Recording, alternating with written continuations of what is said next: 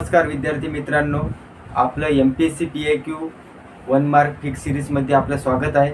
आज आपण नाही का आयोगाचा जो कंबाइंड ग्रुप बी 2024चा जो पूर्व परीक्षेचा पेपर झाला त्यामधला पॉलिटी जो राज्यशास्त्र जो भाग आहे त्याबद्दलचे जे 15 क्वेश्चन्स आलेले आहे ते PIQ बेस कशी आलेली आहे ते आपण या व्हिडिओमध्ये सांगणार आहोत। तर या व्हिडिओमधून तुम्हाला हे कळणार आहे की बा या पॉलिटी क्वेश्चनचा सोर्स काय होता, रिपीटेशन कशी आहे, PIQ किती इम्पॉर्टंट आहे, म्हणजे येणाऱ्या एक्झामसाठी तुम्हाला नाही का स्ट्रॅटेजी ठरवण्यासाठी या व्हिडिओचा उपयोगी ठरेल। तर चला तर आपण नाही का पहिला प्रश्न पाहूया। तर आजचा पहिला प्रश्न आहे की भारतीय राज्यघटनेच्या अनुसूचीमध्ये प्रत्येक घटक राज्य व केंद्रशासित प्रदेशासाठी राज्यसभेची जागा वाटपाबाबतची तरतूद कोणत्या सूचीमध्ये दिली आहे? तर याचा आन्सर आहे चौथी अनुसूची। हा प्रश्न बघा ऑलरेडी विचारण्यात आला होता राज्यसेवा मुख्य परीक्षा 2018ला, त्याच्यानंतर आलेला आहे फॉरेस्ट मुख्य 2017ला। तर यानंतरचा आपण दुसरा क्वेश्चन पाहूया। कोणत्या घटना दुरुस्तीने ग्रामसभेला नाही का संविधानिक दर्जा म्हणजे घटनात्मक दर्जा दिला होता? तर हे याचं उत्तर आहे 73वी घटना दुरुस्ती। तर स्क्रीनवर बघा की तुम्हाला नाही का क्लर्क 2018ला सेंटेन्स क्रमांक 2 73वी घटना दुरुस्ती कायद्यातील कलम 243 नुसार ग्रामसभेला घटनात्मक दर्जा दिलेला आहे, म्हणजे क्लर्क 18ला आलेला आहे। त्यानंतर PSI 2014 पूर्व परीक्षेला आलेला आहे। त्यानंतर असिस्टंट म्हणजे ASO पूर्व परीक्षा 2012ला आलेला आहे। तर हे बघा रिपीट कसे होतात। त्यानंतरचा क्वेश्चन पाहूया आपण की भारतीय संसदेबाबत खालीलपैकी कोणते विधान बरोबर आहे? तर पहिलं सेंटेन्स होतं स्वातंत्र्यानंतर जी तात्पुरती संसद जी होती ती एकसदनी होती, हे विधान बरोबर आहे कारण की कायमस्वरूपी जी संसद होती ती द्विसदनी होती। सेकंड सेंटेन्स बघा राज्यसभा सदस्याचा कार्यकाल हा अमेरिकन सिनेटच्या सदस्याप्रमाणे आहे। आपल्याला हे सेंटेन्स माहीत असणं अपेक्षित नाही आहे, परंतु जर आपण अशा क्वेश्चनमध्ये काय लॉजिक लावायला पाहिजे, ज्यावेळेस बिन इतर देशाची तुलना होत असेल तर ते सेंटेन्स मॅक्झिमम वेळा नाही का बरोबरच असते। त्यामुळे यानंतर असा जर क्वेश्चन आला कोणत्या देशाच्या राज्यघटनेचा मिळून बाब बनला तर ते विधान बरोबरच गृहीत धरायचं। याचं उत्तर आहे दोन्ही बरोबर। तर यानंतरचा आपण क्वेश्चन पाहूया राज्यघटनेतील कोणत्या अनुच्छेदात पंचायत राज्यासंबंधी जिल्हा पंचायत, ग्रामसभा, मध्यस्तर गाव म्हणजे पंचायत समिती यांची व्याख्या दिलेली आहे? याचा आन्सर आहे कलम 243। तुमच्या स्क्रीनवर तुम्ही पाहू शकता प्रश्न इथं काय विचारला आहे व्याख्या। तर बघा ASO 2014ला आलेला आहे पूर्व परीक्षेला। क सेंटेन्स बघा 243 ग्रामसभेची व्याख्या दिलेली आहे, इथंही तेच सेंटेन्स कॉपी आहे। क्लर्क 2018 मध्ये सुद्धा नाही का कलम 243 नुसार ग्रामसभेला अधिकार दिलेले आहे, इथे सुद्धा हा क्वेश्चन रिपीट झालेला आहे।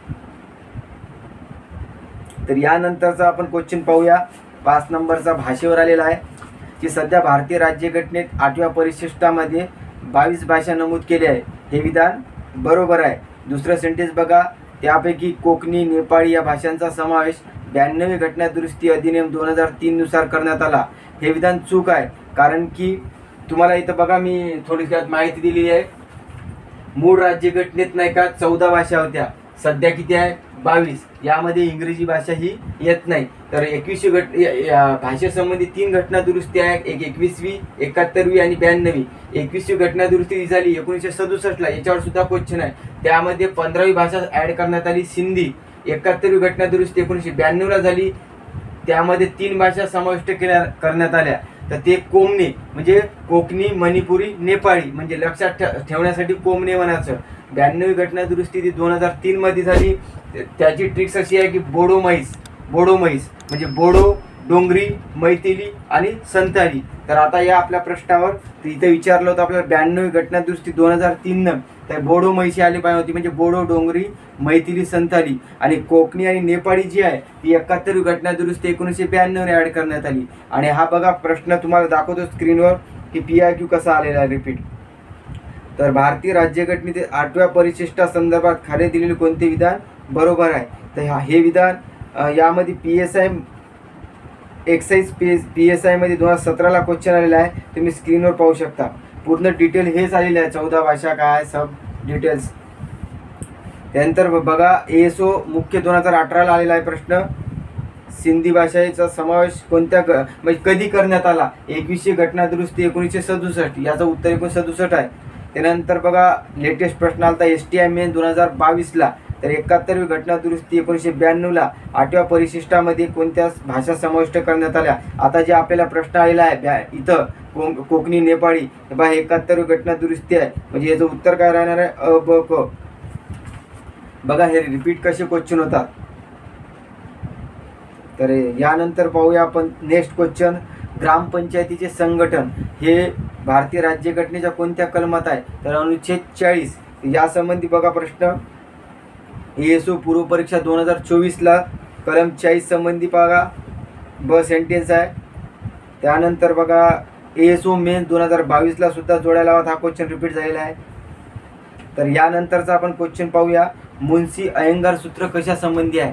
हा प्रश्न थोडा नवीन होता, परंतु याचं आपण एलिमिनेशनने गेलो असतो तर उत्तरापर्यंत आपण 50 तरी पोहोचत असतो. जसं की वरीलपैकी नाही हे विधान उत्तर असणारच नाही. त्यामुळे सांप्रदायिक समस्या हे एक आपल्याला आपण कधी वाचलेलं नसतं. तुमच्यापैकी कर समस्या आणि भाषा समस्या लिहायला पाहिजे, परंतु पॉलिटीमध्ये आपण कार्यालयीन भाषा हा टॉपिक घेतो, तर त्यानुसार नाही का आपण भाषा समस्या मारायला हवं होतं, परंतु हे चुकलं असेल तर काही हरकत नाही.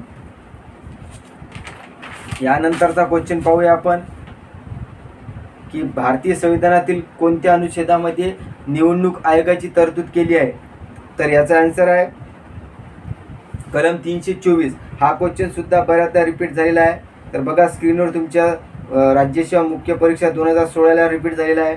त्यानंतर ॲग्री 12 मध्ये रिपीट झालेला आहे. यामध्ये तर 4 आयोग विचारले आहे, सर्व महत्त्वाचे आहे, बघून घ्या एकदा.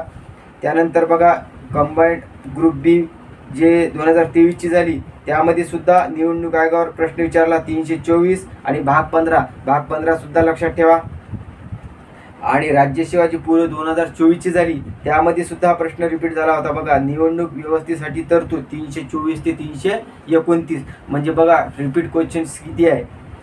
त्यानंतर बघा क्वेश्चन्स की त्यानंतर आहे भारतीय राज्यघटनेतील कोणती अनुच्छेद राज्य विधिमंडळाची संबंधी आहे? तर याचं उत्तर आहे कलम 168.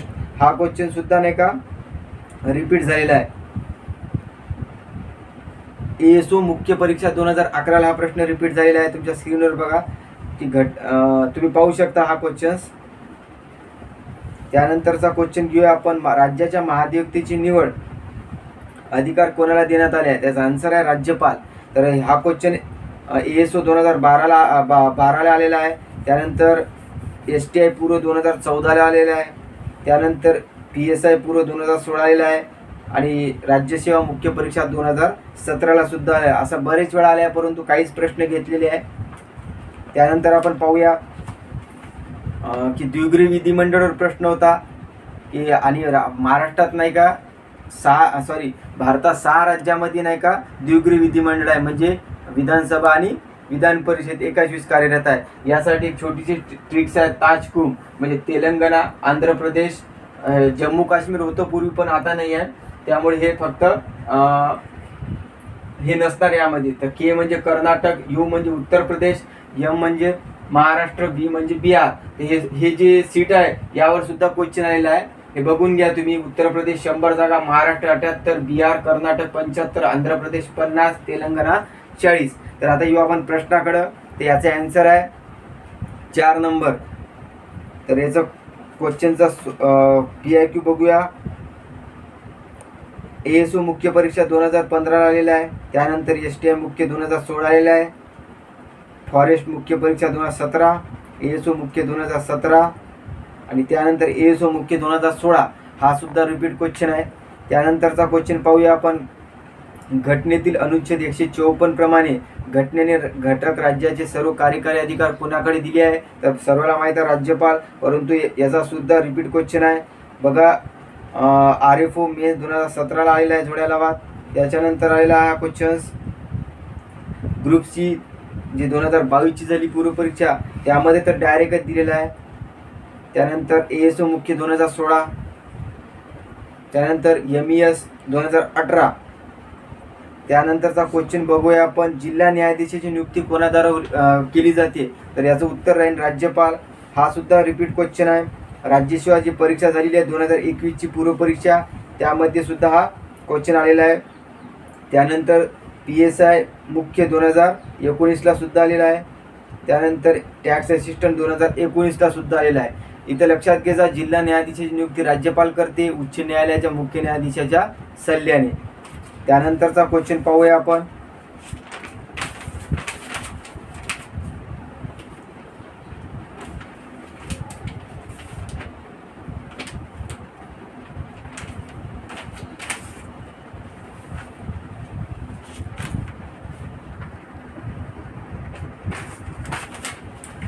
तर घटनेच्या कोणत्या अनुच्छेदामध्ये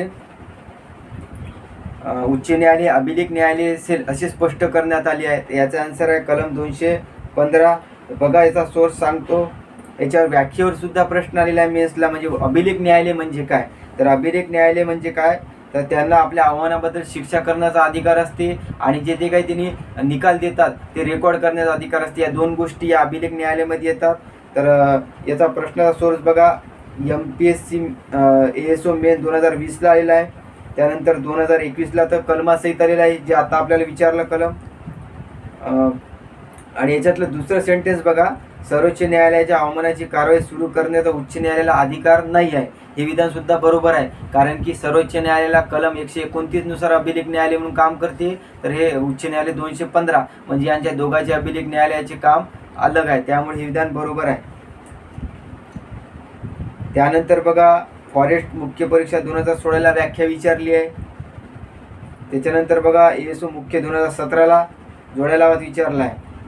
तर अशा प्रकारे नाही का आपण पॉलिटीचे क्वेश्चन्स घेतलेले आहे. आणि एक क्वेश्चन राहिलेला आहे आपला, भारतातील पहिल्या महिला मुख्य निर्वाचन आयुक्त कोण होत्या? याचं उत्तर आहे VS रमादेवी. आपण जर ऑप्शनने गेलं असतं तर जयललिता तर मुख्यमंत्री होती, ते असणार नाही. कमला नेहरू सुद्धा नसणार. आणि स्वरूपा राणी किंवा VS रमादेवी. हा क्वेश्चन येण्याचं कारण असं होतं की बा त्यावेळेस करणमध्ये जे मुख्य निवडणूक आयुक्त होते ते दलित होते पहिले, त्यामुळे ज्या करंटमध्ये आपण वाचतो तिथे अदर माहितीमध्ये नाही का यांची माहिती दिली होती, त्यामुळे हा क्वेश्चन आला होता. तर याचं उत्तर VS रमादेवी आहे. अशा प्रकारे नाही का आपण 15 क्वेश्चनचे बघितले आणि त्यापैकी जवळपास 12 ते 13 क्वेश्चनचा सोर्स हा MPSCचा PIQ आहे. ते सुद्धा नाही का जुने क्वेश्चन्स. त्यामुळे आपण ज्यावेळेस आपण कोणत्याही विषयाचा अभ्यास करत असतो तर आपल्याला जवळपास 15 वर्षापर्यंतचे प्रश्न केले पाहिजे, कारण की रिपीट क्वेश्चन हा जुने होत आहे.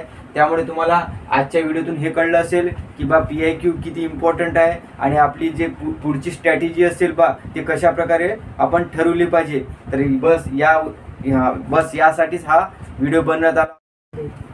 तर यानंतर आपण नाही का इतिहास, भूगोल, इकॉनॉमिक्स आणि बाकीचे जे GS विषय आहे ते आपण घेणार आहोत. ते कोणत्या म्हणजे पुस्तकातून आलेली आहे किंवा PIQ कोणती होती बा कोणत्या वर्षाची होती ते सोर्स सांगणार आहे, ज्यामुळे तुम्हाला नाही का येणाऱ्या एक्झाममध्ये तुमचा म्हणजे तुम्हाला काय इम्प्रूव्हमेंट करायची आहे किंवा PIQला किती महत्त्व द्यायचं आहे हे कळणार आहे. तर तुम्हाला आजचा जर व्हिडिओ आवडला असेल तर लाईक करा, कमेंट करा, शेअर करा. धन्यवाद.